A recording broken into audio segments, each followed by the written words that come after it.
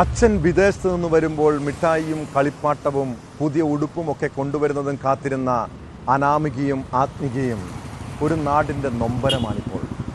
അമ്മയുടെ ഒരു നിമിഷത്തെ അവിവേകം 1.5 6 വയസ്സുള്ള കുഞ്ഞുങ്ങളുടെ സ്വപ്നങ്ങളാണ് എരിഞ്ഞില്ലാതാക്കിയത്.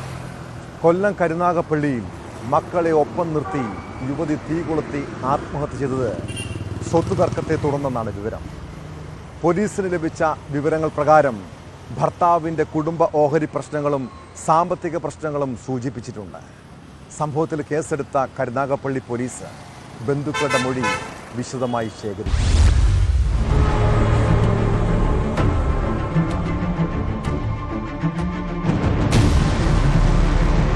35 വയസ്സുള്ള താര, മകൾ 6 വയസ്സുകാരി അനാമിക, 1.5 വയസ്സുള്ള ആത്മിക എന്നിവരാണ് കഴിഞ്ഞ ദിവസം മരിച്ചത്.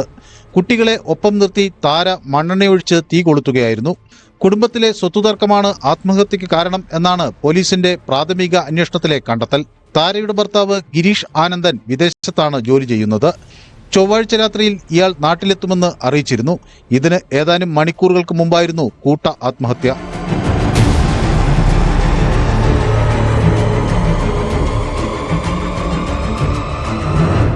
താരയും ഭർത്താവിന്റെ വീട്ടുകാരുമായി സ്വത്തുതർക്കങ്ങൾ നിലനിന്നിരുന്നു.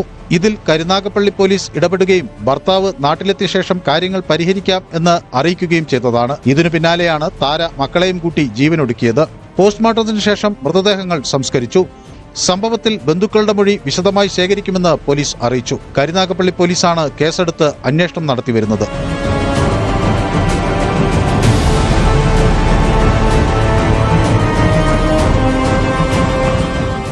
ന്യൂസ് 18 കൊട്ടാരക്കര.